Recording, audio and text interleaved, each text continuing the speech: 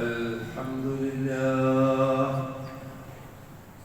نحمده ونستعينه ونؤمن به ونتوكل عليه ونعوذ بالله من شرور أنفسنا ومن سيئات أعمالنا من يهده الله فلا مضل له ومن يضلل فلا هادي له أشهد أن لا إله إلا الله وأشهد أن محمدا عبده ورسوله أرسله بالهدى ودين الحق ليظهره على الدين كله ولو كره المشركون اللهم صل على محمد وعلى آل محمد كما صليت على إبراهيم وعلى آل إبراهيم وبارك على محمد وعلى آل محمد كما باركت على إبراهيم وعلى آل إبراهيم إنك حميد مجيد أما بعد فإن خير الكلام كلام الله وخير الهدي هدي محمد صلى الله عليه وسلم وشر الأمور محدثاتها وكل محدثة بدعة وكل بدعة ضلالة أيها الناس أوصيكم بعباد الله وإياي بتقوى الله أعوذ بالله من الشيطان الرجيم رجال لا تلهيهم تجارة ولا بيع عن ذكر الله وإقام الصلاة وإيتاء الزكاة يخافون يوما تتقلب فيه القلوب والأبصار. സത്താവും പ്രപഞ്ച നാഥനുമായ അല്ലാഹുവിനെ സൂക്ഷിച്ച് ജീവിക്കണമെന്ന് ആദ്യം എന്നോടും പിന്നീട് നിങ്ങളോടും വസിയത്ത് ചെയ്യും. പരമകാരുണ്യകനായ അല്ലാഹു നമ്മെ അനുഗ്രഹിക്കണം.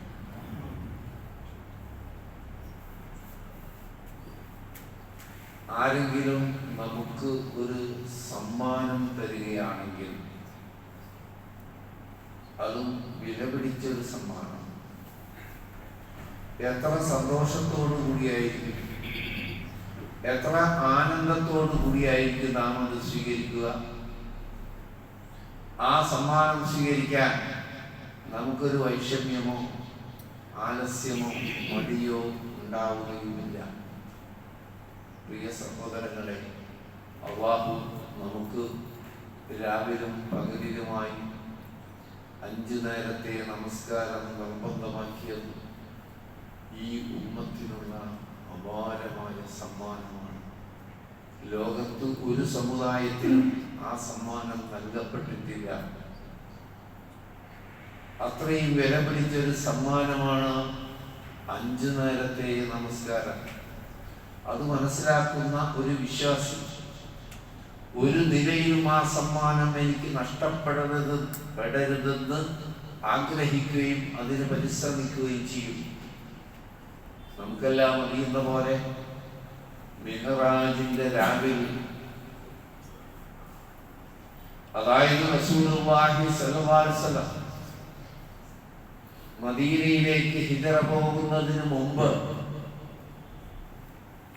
പ്രവാചകന് ശത്രുക്കളിൽ നിന്ന് പ്രതിരോധം തീർത്തിരുന്ന മൂത്താപ്പ അബൂ താലിബ് മരണപ്പെടുകയും വിശ്വാസത്തിലും പ്രബോധനത്തിലും സമ്പൂർണ്ണ പിന്തുണ പ്രഖ്യാപിച്ചുകൊണ്ട് സമ്പത്ത് മുഴുവൻ പ്രവാചകന് ചെലവഴിക്കാൻ വിട്ടുകൊടുത്ത അവിടുത്തെ പ്രിയപത്നി ഖദീജ റളിയല്ലാഹു അൻഹ മരണപ്പെടുകയും ചെയ്ത ഘട്ടത്തിൽ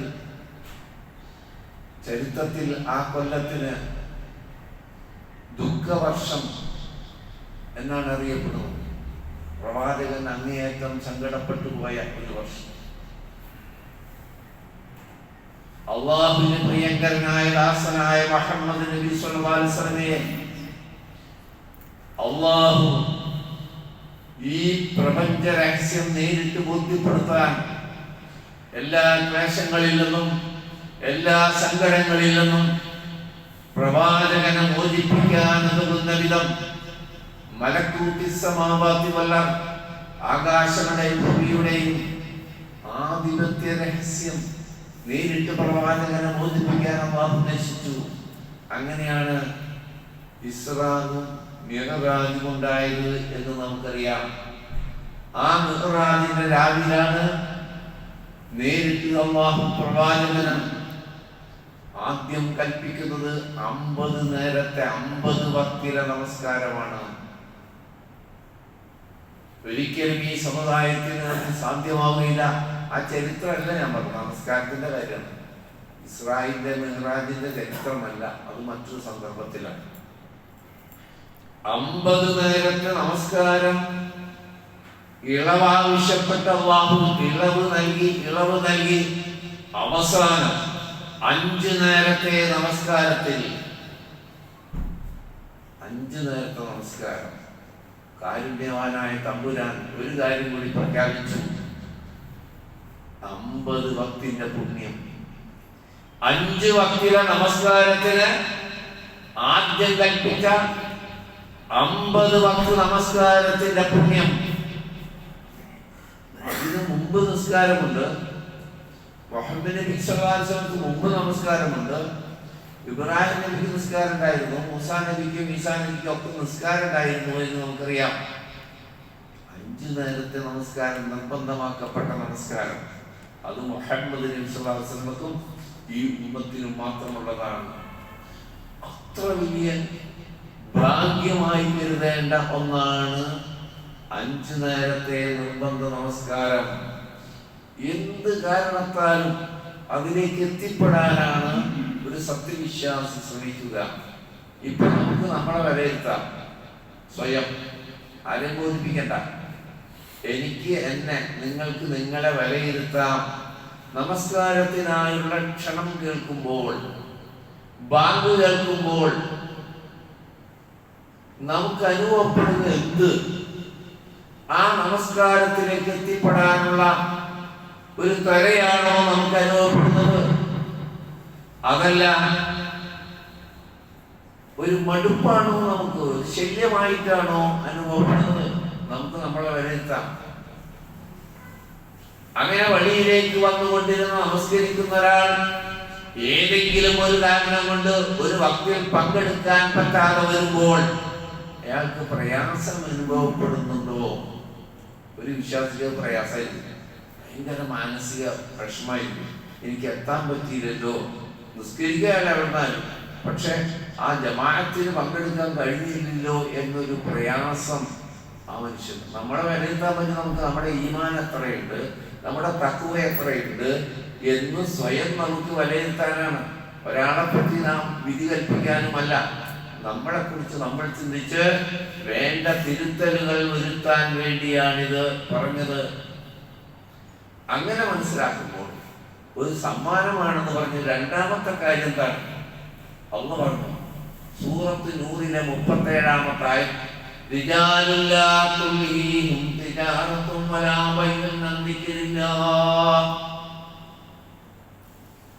ഒരു വിഭാഗം ജനങ്ങളുണ്ട്, കച്ചവടമോ ക്രയവിക്രയങ്ങളോ അയാൾക്ക് തടസ്സമായി തീരില്ല. അന്തിക്കില്ല അല്ലാഹുവിനെ ഓർക്കുന്നതിന്. ആ ദിക്റുള്ള ഏറ്റവും നന്നായി നടക്കുന്ന ഒരു അമല് പറയാണ് നമസ്കാരം നിലനിർത്തുന്നതിനും സകാത്ത് നൽകുന്നതിനും. കച്ചവടമോ ജോലിയോ ക്രയവിക്രയങ്ങളോ ഒന്നും തടസ്സമാവാത്ത ചില ആളുകളുണ്ട്. കാരണം അവരൊരു ദിവസത്തെ ഭയപ്പെടുന്നു. എന്താ ദിവസം? ഹൃദയങ്ങളും കണ്ണുകളും ഇളകിമറിയുന്ന ഒരു ദിവസം, നാഥനെ കണ്ടുമുട്ടുന്ന ദിവസം.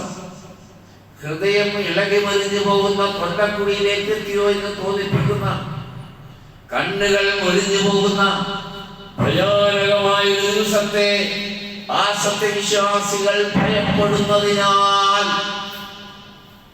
അവന്റെ കച്ചവടമോ കൃഷിയോ ക്രയവിക്രയങ്ങളോ ഇടപാടുകളോ ജോലിയോ ഒന്നും തന്നെ ആ നമസ്കാരം നിലനിർത്തുന്നതിൽ നിന്ന് അവനെ ജോലിയാക്കുകയില്ല. രണ്ടാമത്തെ കാരണമാണ്. ഒന്ന്, ആദ്യം കേട്ടു, സമ്മാനം സ്വീകരിക്കാൻ പോവുകയാണ്. രണ്ട്, ഒരു ദിവസത്തെ ഭയപ്പെടുകയാണ്. അന്ന് നിർഭയത്വം നേടാൻ, ഭയപ്പാടിൽ നിന്നും സങ്കടങ്ങളിൽ നിന്നും രക്ഷ നേടാൻ മനുഷ്യരായ മനുഷ്യരെല്ലാം അതിഭീതിജനകമായ മഹ്ശറയിൽ ഒരുമിച്ച് നിൽക്കുമ്പോൾ ആ ഭയാനകതയിൽ നിന്ന് നിർഭയത്വം ലഭിക്കുന്ന, രക്ഷ ലഭിക്കുന്ന ആളുകളായി തീരാൻ വേണ്ടി ഒരു പരിപാടിയും അവന്റെ നമസ്കാരത്തിന് തടസ്സമാവുകയില്ല. ഏതാ ദിവസം? സൂറത്ത് മുസമ്മിൽ എന്ന് പറഞ്ഞില്ലേ, ഫകൈഫ തത്തഖൂന ഇൻ കഫർതും യൗമൻ യജ്അലുൽ വിൽദാന ശിബാ. ഹൃദയങ്ങളും ഞണ്ടുകളും ഇളകി മറിയുന്ന ആ ദിവസത്തെ പറ്റി സൂറത്ത് മുസമ്മിൽ എന്ന് പറഞ്ഞത് ഫകൈഫ തത്തഖൂന ഇൻ കഫർതും യൗമൻ, നിങ്ങൾക്ക് ആ ദിവസത്തെ എങ്ങനെ നേരിടാനാവും? എന്താ ദിവസം? യജ്അലുൽ വിൽദാന ശിബാ, ചെറിയ മക്കളെ പോലും നിരപ്പിച്ചു കളയുന്ന ഭയത്തിന്റെ കാഠിന്യം കൊണ്ട്, സങ്കടത്തിന്റെ കാഠിന്യം കൊണ്ട്, ഭയപ്പാടിന്റെ കാഠിന്യം കൊണ്ട് കൊച്ചു മക്കളെ പോലും നിരവരുത്തുന്ന, നിരപ്പിച്ചു കളയുന്ന ആ ദിവസത്തെ നിങ്ങൾക്ക് എങ്ങനെ നേരിടാൻ പറ്റും? പ്രിയപ്പെട്ടവരെ, വളരെ ശ്രദ്ധിക്കണം. ആ ദിവസത്തെ നേരിടാൻ വേണ്ടി കൂടിയാണ് നമ്മൾ 5 നേരത്തെ നമസ്കാരം. കച്ചവടം വിലക്കപ്പെട്ടൊരു കാര്യമല്ല. ഈ ആയത്തിൽ ഒരു കാര്യം കൂടി ശ്രദ്ധിക്കാറുണ്ട്. നമുക്കത് എനിക്ക് നിങ്ങൾക്ക് ആവശ്യമുള്ളതാണ്. കച്ചവടം പ്രോത്സാഹിപ്പിച്ച കാര്യമാണ്, മോശം കാര്യമല്ല, നല്ല കാര്യം കച്ചവടം. അള്ളാഹു തന്നെ പ്രോത്സാഹിപ്പിച്ചിട്ടുണ്ട്, റസൂലുള്ള പ്രോത്സാഹിപ്പിച്ചിട്ടുണ്ട്. കൃഷി പ്രോത്സാഹിപ്പിക്കപ്പെട്ട കാര്യമാണ്. ജോലി ചെയ്യുക, അധ്വാനിക്കുക എന്നതും പ്രോത്സാഹിപ്പിക്കപ്പെട്ട കാര്യമാണ് ദീനിൽ. ആ പ്രോത്സാഹിപ്പിക്കപ്പെട്ട, അനുവദിക്കപ്പെട്ട കച്ചവടം പോലും നമസ്കാരത്തിന് സത്യവിശ്വാസിക്ക് തടസ്സമാകുന്നില്ല എങ്കിൽ അനാവശ്യങ്ങളായ കാര്യങ്ങൾ എങ്ങനെ തടസ്സപ്പെടുത്തും? അത് ചിന്തിക്കട്ടെ. അള്ളാഹ് അനുവദിച്ചു തരികയും ഒരു വേള പ്രോത്സാഹനം നൽകുകയും ചെയ്ത, ഉപജീവന മാർഗം നേടാനുള്ള മാർഗങ്ങളായി നമുക്ക് പഠിപ്പിക്കപ്പെട്ട ആ കച്ചവടം പോലും, ഇടപാടുകൾ പോലും, കൃഷി പോലും നമസ്കാരത്തിന് സത്യവിശ്വാസിക്ക് തടസ്സമാവില്ല എങ്കിൽ കുറ്റകരമായ കാര്യങ്ങൾ, അനാവശ്യമായ കാര്യങ്ങൾ, ആവശ്യമില്ലാത്ത കാര്യത്തിൽ പോയിട്ട് എങ്ങനെ സത്യവിശ്വാസി നമസ്കാരം മുടക്കും? സഹോദരങ്ങൾ, അപ്പോ എന്തെല്ലാം കാരണത്തിന്റെ പേരിലാണ് നമുക്ക് നമസ്കാരം ജമാഅത്തിൽ പങ്കെടുക്കാൻ പറ്റാതെ പോകുന്നത്, അല്ലെങ്കിൽ നമസ്കാരം തന്നെ നഷ്ടപ്പെടുന്ന ഒരവസ്ഥ വരുന്നത് എന്ന് നാം ഓരോരുത്തരും ചിന്തിക്കുകയും സ്വയം തിരുത്തി നാളെ റബ്ബിന്റെ മുമ്പിൽ ഹാജരാക്കപ്പെടുമ്പോൾ സമാധാനം ലഭിക്കുന്ന, ആ നമസ്കാരം കൃത്യമായി നിർവഹിച്ച് റബ്ബിന്റെ സമ്മാനം വാങ്ങുന്ന, റബ്ബിന്റെ ശിക്ഷയിൽ നിന്ന് രക്ഷ നേടുന്ന ആളുകളിൽ അള്ളാഹു നമ്മെ ഉൾപ്പെടുത്തി അനുഗ്രഹിക്കുമാറാകട്ടെ. പ്രിയപ്പെട്ടവരെ, ബനു സലമ ഗോത്രം മദീനയിൽ നബിയുടെ പള്ളിയിൽ നിന്ന് ഒത്തിരി അകലെയായിരുന്നു താമസിച്ചത്. ശ്രദ്ധിച്ചു കേൾക്കണം. മദീന പള്ളിയിൽ നിന്ന് കുറച്ച് അകലെയാണ് ആ ഗോത്രം താമസിച്ചത്. അതായത് മുസ്ലിങ്ങളായി. നിസ്കരിക്കാൻ 5 നേരം നിസ്കരിക്കാൻ വേണ്ടി അധികം നടക്കണം. ഒരു ദിവസം അള്ളാഹു റസൂലിനെ സമീപിച്ചുകൊണ്ട് ചോദിച്ചു, അള്ളാഹു റസൂലെ, ഞങ്ങൾക്ക് ദൂരെയല്ലേ, അതുകൊണ്ട് ഞങ്ങൾ ഈ പള്ളിയോട് അടുത്ത് ഏതെങ്കിലും സ്ഥലം കിട്ടിയാൽ അവിടെ ഞങ്ങളുടെ ഗോത്രം മുഴുവൻ അവിടെ താമസിക്കാൻ ഉദ്ദേശിക്കുന്നു. വേഗത്തിൽ പള്ളിയിൽ എത്താൻ വേണ്ടിയിട്ടാണ് ഈ പറഞ്ഞേട്ടാ. റസൂൽ സല്ലല്ലാഹു അലൈഹി വസല്ലം പാടില്ല, നിങ്ങൾ ഇപ്പോൾ താമസിക്കുന്ന സ്ഥലത്ത് തന്നെ താമസിക്കണം. കാരണം നിങ്ങൾ പള്ളിയിലേക്ക് വെക്കുന്ന ഓരോ ചവിട്ടടിയും ഭൂമി തന്നെ രേഖപ്പെടുത്തി വെക്കുന്നുണ്ട്.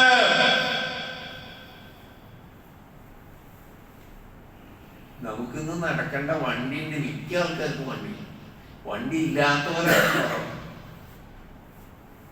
എന്തി പറയാൻ? വണ്ടിയില്ല, നടന്നു വരുന്ന ബനൂ സലമ ഗോത്രക്കാരോട് പറയാണ്, നിങ്ങൾ താമസിക്കുന്ന സ്ഥലത്ത് തന്നെ താമസിച്ചാൽ മതി. കാരണം ഓരോ ചവിട്ടടിക്കും അത് ഭൂമി രേഖപ്പെടുത്തി വെക്കുന്നുണ്ട്. ഭൂമി തന്നെ അള്ളാഹു ഭൂമിയെ ഏൽപ്പിച്ചിട്ടുണ്ട്. എല്ലാ കാര്യത്തിനും സാക്ഷിയാണല്ലോ ഭൂമി. ഭൂമി സംസാരിക്കുന്ന ഖുർആൻ പറഞ്ഞിട്ടുണ്ടല്ലോ, ഭൂമി സംസാരിക്കുമെന്ന്. എന്തൊക്കെ ഓരോരുത്തർ എന്തൊക്കെ ഇവിടെ ചെയ്ത് നമ്മാരും കണ്ടില്ല എന്ന് വിചാരിക്കും. നമ്മ വിചാരിക്കുന്നത് ആരും അറിഞ്ഞിട്ടില്ല, കണ്ടിട്ടില്ല. ഈ ഭൂമിയുടെ പുറത്തല്ല നമ്മ ചെയ്യുക, അകത്താലും പുറത്താലും. ഭൂമി തന്നെ അത് രേഖമാക്കി വെച്ചു. ഭൂമി സാക്ഷ്യം വഹിക്കും. എങ്ങനെയാണ് ആ എഴുതുന്നത്? ഒരടിക്ക്, ഒരു ചവിട്ടടിക്ക് ഒരു പുണ്യം, അതേ ചവിട്ടടിക്ക് ഒരു പാപം പൊറുക്കപ്പെടുന്നു, അതേ ചവിട്ടടിക്ക് ഒരു ദർജ വർദ്ധിപ്പിക്കുന്നു. 3 കാര്യം ഒരടിക്ക്.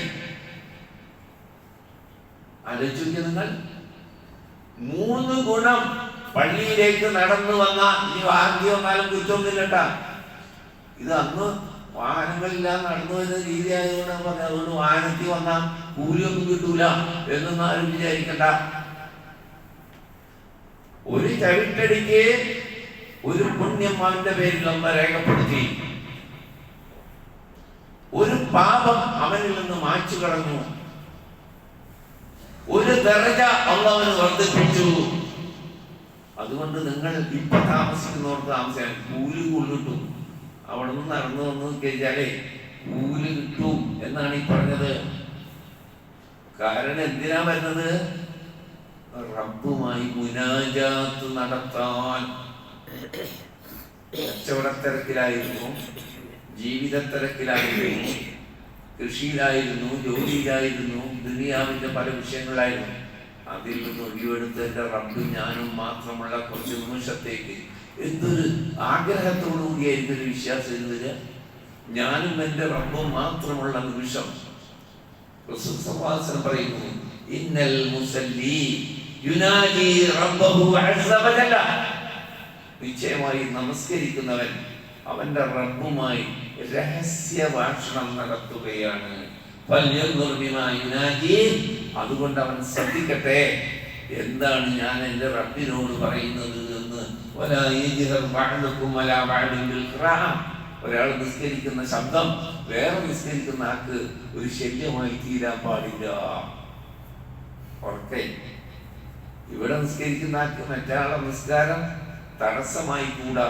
കാരണം രണ്ടുപേരും ചെയ്യുന്നത് റബ്ബുമായുള്ള രഹസ്യ ഭാഷണമാണ്. അപ്പൊ എന്ത് വേണം? എന്താണ് പറയുന്നത് എന്ന് അറിഞ്ഞ് പറയട്ടെ എന്നാണ് റസൂൽ പറയുന്നത്. നമസ്കാരത്തിൽ ഒരാൾ അള്ളാഹുവിന്റെ ദിക്റിലേക്ക്, റബ്ബിലേക്ക് തിരിഞ്ഞാൽ അള്ളാഹു ഒരിക്കലും മുഖം തിരിക്കില്ല, അള്ളാഹും തിരിക്കില്ല. അവൻ മറ്റൊരു വിഷയത്തിലേക്ക് അവന്റെ ശ്രദ്ധ പോയാൽ അള്ളാഹു തിരിഞ്ഞു കളയും. അള്ളല്ലാത്ത, നിസ്കാരമല്ലാത്തൊരു വിഷയത്തിലേക്ക് അവന്റെ ശ്രദ്ധ പോയാൽ അള്ളാഹു അവനെ അവഗണിച്ചു കളയും. അപ്പോ ഒരു സത്യവിശ്വാസിക്ക് ഏറ്റവും ആനന്ദം ലഭിക്കേണ്ട സന്ദർഭമാണ്. അതും പരിശോധിക്കാം. നമുക്ക് നമ്മളെ പരിശോധിക്കാം. നിങ്ങൾക്ക് വല്ല സന്തോഷം തോന്നുന്നുണ്ടോ നിസ്കരിക്കുമ്പോൾ? ഞാൻ എന്നെ പരിശോധിക്കാം, നിങ്ങൾ നിങ്ങളെ പരിശോധിക്കാം. അതെ, എങ്ങനെയെങ്കിലും ഒന്ന് കഴിഞ്ഞിട്ടാൽ മതി എന്നാണോ തോന്നുന്നത്? അതല്ല, ഒരാനന്ദം, മുമ്പില്ലാത്തൊരാനന്ദം, ഞാൻ എൻ്റെ റബ്ബുമായിട്ടുള്ള ഭാഷണമാണല്ലോ എന്ന് നമുക്ക് നമ്മളെ കുറിച്ച് പരിശോധിക്കാം. ആരെയും ബോധിപ്പിക്കാനല്ല, നമ്മുടെ നിസ്കാരത്തിന് കോട്ടമില്ല എന്ന് ഉറപ്പുവരുത്താൻ വേണ്ടി റസൂലുള്ളാഹി സ്വല്ലല്ലാഹു അലൈഹി വസല്ലം പറയാം, ജുഇലത്ത് ഖുർറത്തു ഐനി ഫിസ്സലാഹ്. നമസ്കാരത്തിൽ എനിക്ക് അങ്ങേറ്റത്തെ കൺകുളിർമ അനുഭവപ്പെടുന്നു. ജീവിതത്തിൽ ഏറ്റവും കൂടുതൽ ആനന്ദം തോന്നുന്ന ഒരു സന്ദർഭമാണെന്ന് റബ്ബുമായുള്ള നിസ്കാരത്തിൽ റസൂൽ സല്ലല്ലാഹു അലൈഹി വസല്ലം പറയാം. റസൂലിന് കണ്ണിന് കുളിർമ ലഭിക്കുന്നത് നമസ്കാരത്തിലാകുന്നു. സഹാബത്ത് റിപ്പോർട്ട് ചെയ്തു, റസൂൽ സല്ലല്ലാഹു അലൈഹി വസല്ലം എന്തെങ്കിലും മനപ്രയാസങ്ങൾ വന്നാൽ ഉടനെ 2 റക്അത്ത് നമസ്കരിക്കും. അങ്ങനെ ഒരു നിസ്കാരം കേട്ടാ, അങ്ങനെ ഒരു സുന്നത്ത് നിസ്കാരം എന്ന് പറഞ്ഞത് വെറുതെ 2 റക്അത്ത് അങ്ങനെ നിശ്ചയിക്കപ്പെട്ട സുന്നത്തൊന്നും പറയണ്ട. മനസ്സ് നമ്മുടേതായാലും വേദനിച്ചാൽ നമുക്ക് സങ്കടപ്പെട്ടാൽ, പ്രയാസങ്ങൾ തോന്നിയാൽ, ക്ലേശം തോന്നിയാൽ വേഗം ഒന്നുമെടുത്ത് 2 റക്അത്ത് നമസ്കരിക്കുക. അതിനൊരു പ്രത്യേക പേരൊന്നുമില്ല. അങ്ങനെ നിസ്കാരം ഒന്നുമല്ല പറഞ്ഞത്. റസൂൽ സല്ലല്ലാഹു അലൈഹി വസല്ലം ബാങ്കും ഇഖാമും കൊടുക്കുന്ന ബിലാലിനോട് പറഞ്ഞത് ഹദീസിൽ വന്നിട്ടുണ്ട്. യാ ബിലാൽ, ബിലാലിനെ വിളിക്കുക റസൂലുള്ളാഹ്. ഇഖാമത്ത് കൊടുക്കും ബിലാലെ, എനിക്കൊരു ആശ്വാസം കിട്ടട്ടെ. ഇഖാമത്ത് കൊടുക്കൂ, എന്നിട്ട് വേണം നിസ്കരിക്കാൻ.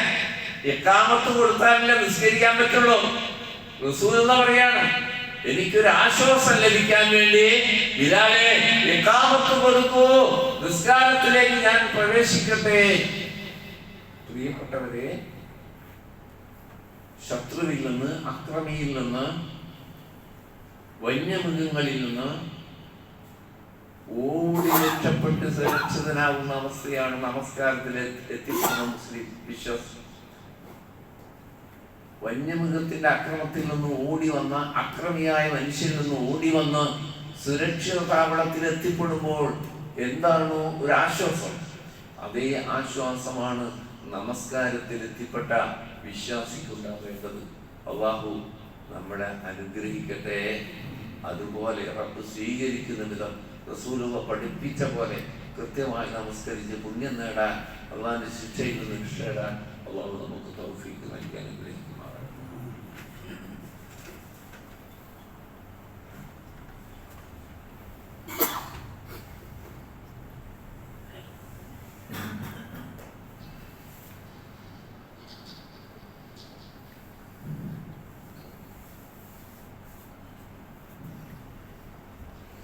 الحمد لله. اللهم صل على محمد وعلى آل محمد. أيها الناس أوصيكم عباد الله وإياي بتقوى الله. അള്ളാഹുവിനെ സൂക്ഷിക്കണമെന്ന് ഒരിക്കൽ കൂടി എന്നെയും ഓർമ്മപ്പെടുത്തുന്നു. ആരാണ് നിസ്കാരത്തിന് മടി കാണിക്കുകയെന്നും പരിശുദ്ധ ഖുർആൻ എന്ന് പറഞ്ഞിട്ടുണ്ട്. സൂറത്ത് നിസായിലെ 142-ാമത്തെ വചനം അല്ലാഹ് പറയാണ്, ഇന്നൽ മുനാഫിഖീന, നിശ്ചയമായും കപട വിശ്വാസികൾ, യുഖാദിഊനല്ലാഹ, അല്ലാഹുവിനെ വഞ്ചിക്കാൻ നോക്കുന്നു. കപട വിശ്വാസികൾ അല്ലാഹുവിനെ തന്നെ വഞ്ചിക്കാൻ അവര് പരിശ്രമിക്കുന്നു. സത്യത്തിൽ അല്ലാഹ് അവരെ വഞ്ചിക്കുകയാണ്. കേൾക്കാതിരുന്നത് എന്തോ ഗുണമായി കരുതി അവര് അള്ളാഹിനെ വഞ്ചിച്ചു എന്ന് തോന്നുന്നെങ്കിൽ സത്യത്തിൽ അല്ലാഹുവാണ് അവരെ വഞ്ചിച്ചു കളഞ്ഞത്. കാരണം നമസ്കാരത്തിനായി അവർ വന്നാൽ വളരെ അലസന്മാരായി, മടിയന്മാരായിട്ടായിരിക്കും നമസ്കാരത്തിൽ നിൽക്കുക. താല്പര്യമൊന്നുമില്ല, ഒരു താല്പര്യമൊന്നുമില്ല. യുറാഊനന്നാസ്, ജനങ്ങളെ കാണിക്കാനാണ്, ഞങ്ങളും മുസ്ലിങ്ങളാണ് എന്ന് മറ്റുള്ളവരെ തെറ്റിദ്ധരിപ്പിക്കാനാണ്. സത്യത്തിൽ അവർ മുസ്ലിങ്ങളല്ല. കാഫിറിനേക്കാൾ അപകടകാരിയ, മുശ്രിക്കിനേക്കാൾ അപകടകാരിയ മുനാഫിഖ്. പക്ഷെ ജനങ്ങളുടെ മുമ്പിൽ ഞങ്ങളും മുസ്ലിങ്ങളാണ് എന്ന് തോന്നിപ്പിക്കാൻ വേണ്ടി, കാണിക്കാൻ വേണ്ടിയാണ് ആ നമസ്കാരത്തിന് വരുന്നത്. അല്ലാഹില്ല കലീല, അവർ ഈ നിസ്കാരം കൊണ്ട് അള്ളാഹിനെ അധികം ഓർക്കൂല. അള്ളാഹിനെ ഓർക്കാൻ വേണ്ടിയല്ല, അള്ളാഹ് നിർബന്ധമാക്കിയത് കൊണ്ടുമല്ല. മുസ്ലിങ്ങൾക്ക് ലഭിക്കുന്ന ആനുകൂല്യങ്ങളൊക്കെ ഞങ്ങൾക്കും കിട്ടണം. എന്നിട്ട് ഉള്ളിൽ നിന്ന് ഇസ്ലാമിനെ ചതിക്കണം. മുസ്ലിങ്ങളുടെ ഉള്ളിൽ നിന്ന് ഇസ്ലാമിനെ വഞ്ചിക്കാനും ചതിക്കാനും ഉദ്ദേശിക്കുന്നവരാണ് ഈ കപട വിശ്വാസികൾ. അതുകൊണ്ടാണ് റസൂൽ സല്ലല്ലാഹു അല്ലാഹു തന്നെ പറഞ്ഞത്, മുനാഫിഖുകൾ നരകത്തിന്റെ ഏറ്റവും ശിക്ഷ കൂടിയ സ്ഥലത്തായിരിക്കും. അതേപോലെ മുശ്രിക്കിനേക്കാൾ കാഫിറിനേക്കാൾ ശിക്ഷ കൂടുതൽ മുനാഫിഖുകൾക്കാണ്. അവരും നിസ്കരിക്കാൻ വരും, പക്ഷേ അവരുദ്ദേശം വേറെയാണ്. അപ്പൊ നമ്മൾ മുനാഫിക്കുകളല്ല, അൽഹംദുലില്ലാഹ്. പക്ഷെ നിസ്കാരത്തിൽ മടി കാണിക്കുന്നത് അവരുടെ ലക്ഷണമാണെന്ന് തിരിച്ചറിഞ്ഞാൽ ആ മടി നമുക്ക് ഉണ്ടായിക്കൂടാ. മാത്രമല്ല അല്ലാഹു പറയുന്നു, യൗമ യുക്ശഫു അൻ സാഖിൻ വയുദ്അഉന ഇല സ്സുജൂദി ഫലാ യസ്തതിഊന.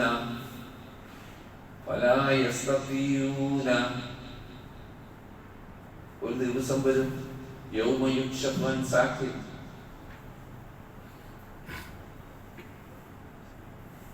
നിര്യാണിയിൽ നിന്ന് വസ്ത്രമുയർത്തിപ്പിടിക്കുന്ന ഒരു ദിവസമുണ്ട്. സുജൂദ് ചെയ്യാൻ ക്ഷണിക്കുമെന്നുള്ള എല്ലാവരോടും. എന്താണ് വസ്ത്രം ഉയർത്തിപ്പിടിക്കാത്ത അറബിയിലുള്ള പ്രയോഗത്തിന്റെ അർത്ഥം? ഓടി രക്ഷപ്പെടാൻ എന്താ വഴി എന്ന് ആലോചിക്കുന്നത്.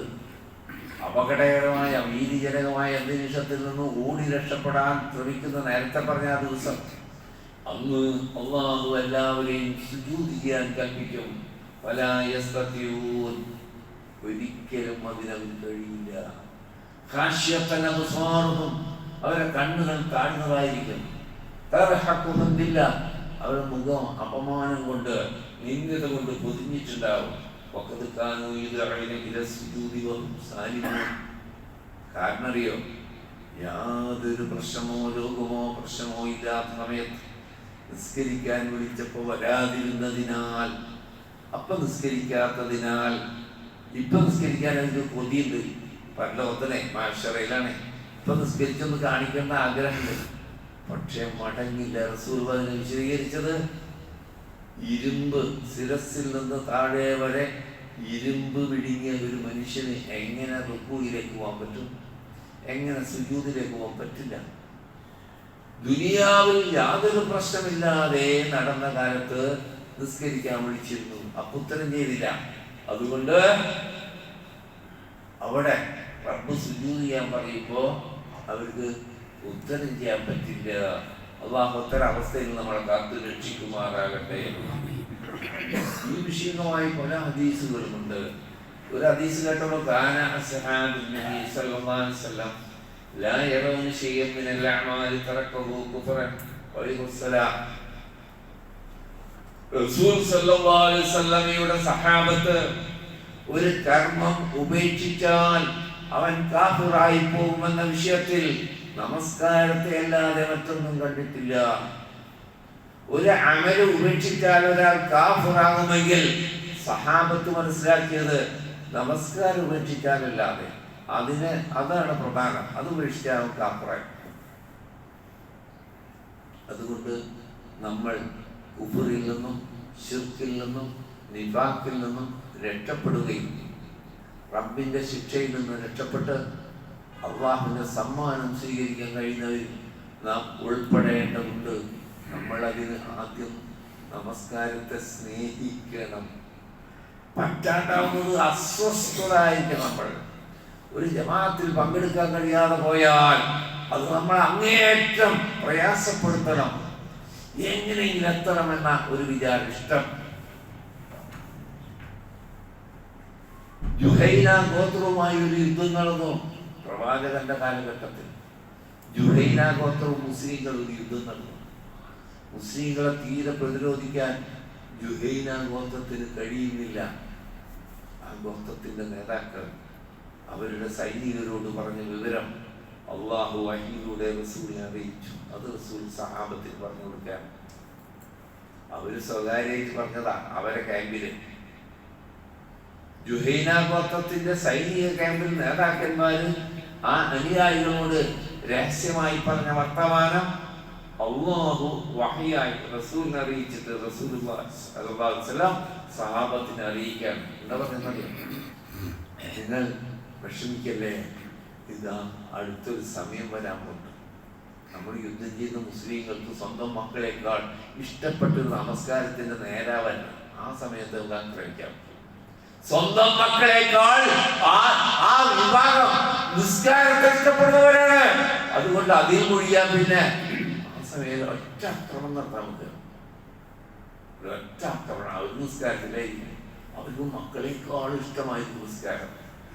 സഹാബത്തിന്റെ അവസ്ഥയാണ് ഈ പറഞ്ഞത്.